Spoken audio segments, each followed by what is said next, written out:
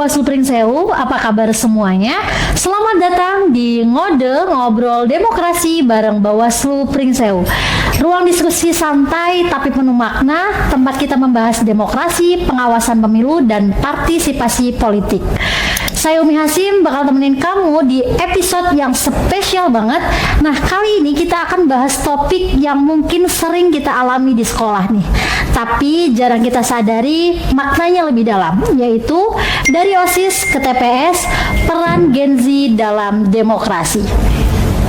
Coba deh kita ingat, waktu pemilihan ketua OSIS, ada kampanye, ada pemilihan, dan kita ikut menentukan siapa yang terpilih. Tanpa sadar, itu sebenarnya sudah latihan kita dalam berdemokrasi. Pertanyaannya, apakah pengalaman itu ada hubungannya dengan pemilu nanti? Dan sebenarnya seberapa penting sih peran kita sebagai anak muda? Untuk ngobrol lebih dalam dan tetap santai, hari ini aku sudah ditemani oleh narasumber yang keren banget, yaitu Kak Alma, Ketua OSIS SMA Negeri 2 Gading Rejo nih. Nah, biar nambah asik, jangan lupa siapin snack kamu dan minuman favorit kamu ya teman-teman. Oke, Kak Alma, apa kabar nih? Alhamdulillah baik, Kak. Baik, ya. Gimana kakaknya kabarnya? Baik dong, aku senang banget ketemu lagi sama kamu. Waktu itu kita pernah ketemu di acara pemilihan OSIS ya. Oh iya. Betul. Baik ya kabarnya Kak Alma. Nah, Kak Alma, kita sudah mulai nanya-nanya nih Kak. Iya. Kak Alma, boleh nggak sih cerita sedikit aja tentang peran Kak Alma sebagai ketua OSIS nih? Oke, peran ya Kak ya. Menurut aku Kak, jadi ketua OSIS itu bukan cuma sekedar jabatan atau status, tetapi juga tentang tanggung jawab dan bagaimana kita bisa menjalankan tanggung jawab itu gitu Kak. Belajar. Iya, tanggung betul jawab, banget ya. Kak. Kita tuh harus bisa mengatur kegiatan sekolah. Terus juga aku banyak belajar ya Kak ya. Bagaimana caranya bisa bekerja sama dengan banyaknya teman gitu kan Kak. Menyatukan pendapat dari banyak kepala, itu sih Kak yang sulit, tapi kita belajar pelan-pelan. Selalu belajar lah, dan selalu belajar bertanggung jawab mulai dari hal kecil gitu ya. Nah, Kak. waktu pemilihan OSIS nih Kak, rasanya gimana sih Kak Alma? Rasanya Kak campur aduk ya Kak ya.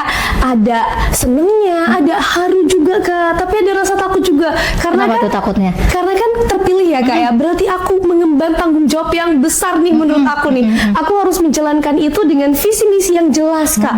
Jadi di situ tuh aku kayak ada rasa takutnya juga, gimana nih kalau nanti aku gak berjalan sesuai atau gimana. Tapi dari situ aku belajar ya Kak ya, bahwa keputusan yang akan aku ambil hari ini itu bakal berdampak dan bukan main-main untuk orang banyak gitu Kak. Untuk warga sekolah gitu Iya, ya. betul banget, Bagaimana Kak. kamu juga belajar untuk bisa mengaktualisasikan visi misi yang sudah Iya. kamu sampaikan pada saat kamu dipilih menjadi ketua Iya, OSIS. Nah, betul, Kak. apa yang kakak pelajari nih dari proses pemilihan itu Kak Alma? Oke, yang aku pelajarin ya Kak ya, aku belajar bahwa setiap suara itu Kak sangat penting dan sangat berharga. Bahkan selisih 1 atau 2 suara aja nih ya, itu bisa mengubah hasil loh Iya, Kak. benar-benar. Betul banget. Jadi nggak ada yang namanya suara itu nggak penting teman-teman. Satu suara kalian itu sangat berharga banget. Betul. Gitu. Oke, jadi suara itu tuh walaupun satu tapi itu bermakna dan punya dampak gitu ya. Betul Nah, banget, Kak. Kak Alma, apa hubungannya OSIS dengan demokrasi Kak? Hubungannya, oke. OSIS itu sebenarnya gambaran kecil dari demokrasi Kak. Kita punya calon, terus ada juga masa kampanye, masa orasi, kemudian ada debat juga Iya, Kak. betul. Terus juga ada pemilihannya dan hasilnya juga ditentukan oleh suara siswa gitu. Warga sekolah Iya, gitu ya. jadi tanpa kita sadari sebenarnya udah belajar Kak. Belajar OSIS itu demokrasi dari sudah- hal kecil, Iya, betul. dari ruang lingkup yang kecil, dari mulai sekolah. Karena di situ juga ada penyampaian visi misi, bagaimana kita bertarung visi misi kita tuh mana yang lebih bisa diterima Betul oleh warga banget, Kak. sekolah gitu ya, sesuai dengan kebutuhan sekolah juga. Nah, Kak Alma, jadi sebenarnya kita sudah latihan sebelum ke TPS sebenarnya ya Kak, iya nggak sih Kak? Iya, bener banget Kak. Kita udah dilatih ya Kak ya. Dari OSIS itu kita bisa dilatih supaya nantinya kita setelah ke TPS itu bener-bener mengikuti pemilu dengan jujur gitu kan, amanah, Iya. sesuai dengan gitu Kak. asas Bener pemilu banget. gitu ya, jujur. Sudah dilatih jadi dari OSIS ini. Iya betul. Jadi sudah dilatih bagaimana kita juga menjadi pemilih yang berkualitas lewat demokrasi di sekolah. Nah, Kak Alma, apa bedanya OSIS dengan pemilu yang sebenarnya?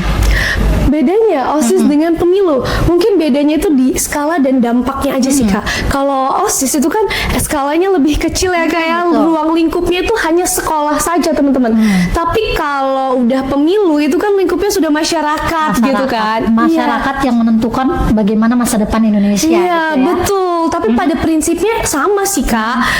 Memilih secara jujur, amanah, adil dan bebas gitu. Iya. Jadi nggak boleh terintervensi nih suaranya. Betul banget, gitu. Jadi Kak. harus bebas memilihnya sesuai dengan hati nurani nih, memilih siapa pemimpin yang akan dipilih sesuai dengan visi misi yang ditawarkan. Nah, Kak Alma, kamu akan menjadi pemilih pemula di tahun 2029 nih nantinya. Bagaimana perasaannya, Kak? Perasaannya campur aduk juga sih Kak.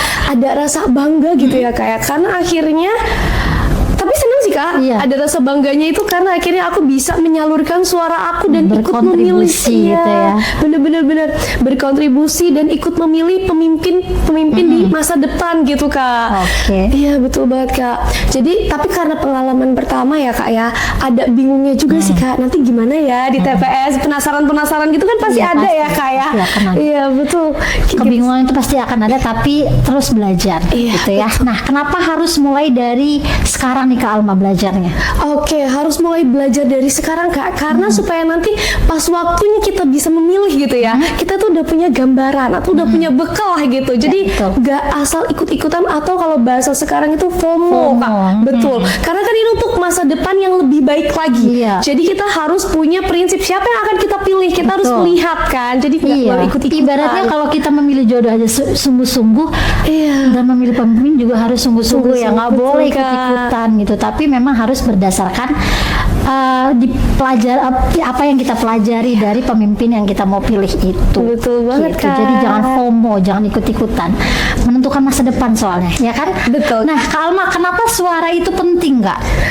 Karena dari suara itulah kita bisa memilih pemimpin yang terbaik gitu Kak, yang terpilih. Artinya kita ikut menentukan siapa nih yang bakal membuat keputusan untuk masa depan negara kita, masa depan daerah kita gitu. Jadi penting banget suara kamu menentukan gitu. Jangan sampai Sangat. kita ngerasa kayak cuek banget nih, cuma satu suara gitu ya. Jangan sampai seperti itu. Nah, kalau menurut aku sih kan cuma satu suara nih Kak. Menurut Kakak gimana tuh? Semua suara itu awalnya dari satu kan Kak, lalu satu-satu jadi 10, satu-satu jadi 100 Iya, gitu. betul. Kalau semua orang merasa suaranya nggak penting, justru itu yang jadi masalah. Iya. Seperti kata aku tadi, satu suara itu sangat berarti dan sangat berharga. Ya, sangat berharga dan itu menentukan. Jangan sampai deh gitu pokoknya kayak ngerasa kalau adalah cuma satu. Benar kata Kak Alma tadi, satu itu berawal dari untuk menjadi 10, Iya, 100 dan betul bahkan banget. mungkin berjuta-juta gitu Iya, ya. bener banget. Kalau semuanya merasa apatis kayak gitu, akhirnya nanti yang memilih adalah pemilih yang Sayang banget ya gitu. Kak. Nanti nggak bisa menyuarakan suara keinginan rakyat gitu. Nah, Kak Alma, apa dampaknya kalau banyak yang nggak memilih nih gitu? Dampaknya sayang, sangat disayangkan ya Kak ya. Hasilnya itu bisa tidak mewakili dari suara masyarakat, Nah, itu suara orang-orang. Jadi kan sayang banget nih Kak, kesempatan yang seharusnya bisa menjadikan suatu daerah atau suatu negara lebih baik, tapi mereka nggak memilih, jadi tidak mewakili dari suara masyarakat gitu kan. Dan itu bisa berdampak ke depannya ke kebijakan-kebijakan yang akan diambil Oleh gitu, Kak. pemimpin yang Iya. menjadi pemimpin saat itu. Betul Nah, banget, itu. Kak. Nah, tapi kan kebiasaan ini Kak Alma, anak muda itu sering cuek gitu. Menurut Kak Alma gimana sih? Mungkin ya Kak, kayak yang anak muda yang masih sering cuek itu karena mereka itu belum merasakan Dampaknya dampaknya langsung. secara langsung. Yes. Bener Kak, dampaknya secara langsung. Atau bisa juga dari kurangi informasi atau literasi yang mereka dapatkan gitu sih Oke. Kak, kalau menurut aku. Nah, mungkin dari podcast ini nanti Kak Alma bisa nih ajak teman-temannya untuk nggak cuek lagi terhadap pemilihan atau pemilu. Jadi belajar untuk menjadi pemilih pemula yang keren deh gitu ya. Nah, gimana caranya kita mengatasi anak atau Gen Z yang cuek ini nih Kak? Mengatasi Gen Z yang cuek. Aku juga Gen Z ya Kak Iya. ya. Jadi- Mungkin kita bisa dengan cara penyampaian yang lebih santai Kak. Terus pendekatan yang lebih, kan sekarang itu bahasa-bahasa sekarang itu terus dan baru-baru gitu ya Kak ya. Betul. Dengan istilah-istilah baru itu juga bisa tuh menjadi jalur pendekatan untuk Gen Z sekarang. Jadi sosialisasinya itu dikombinasi dengan bahasa-bahasa yang keren sesuai terus dengan Gen Z. iya Kak, terus bisa juga dari podcast ini. Benar banget. Setuju. Podcast Dari ini bisa ini ya. jadi jalan untuk ke pelajar-pelajar ya Kak ya. Kenapa Bawaslu mengundang Gen Z dan anak sekolah? Jadi podcast ini juga bisa memberikan edukasi nantinya, dan mudah-mudahan bisa disebarin ya Kak. Siap, pasti. Kenapa harus peduli nih Kak terhadap pemilu? Peduli karena keputusan yang akan kita ambil di hari ini itu kita rasakan teman-teman. Kita akan merasakan di kemudian hari dampaknya, efeknya gitu. Jadi dalam mengambil keputusan itu pun jangan sembarangan gitu. Kita harus melihat, menilai sebagai pemuda-pemuda dan Gen Z harus berpikir kritis juga untuk mengambil keputusan ini. Oke, jadi itu dampak kepedulian kita terhadap pemilihan itu adalah agar kita bisa juga ikut menentukan pemimpin yang baiklah untuk masa depan Indonesia ini. Apa keuntungan menjadi pemilih yang aktif nih Kak? Keuntungan menjadi pemilih yang aktif. Oke.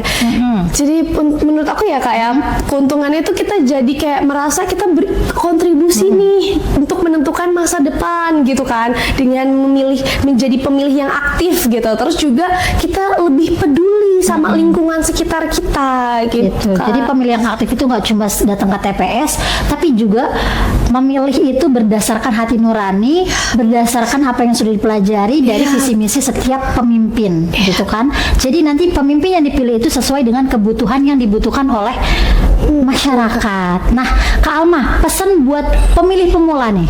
Gimana? Pesan buat pemilih pemula, termasuk Teman-teman. aku Iya, dan betul. teman-teman semua mungkin. Pesan dari aku, jangan takut dan jangan merasa belum siap.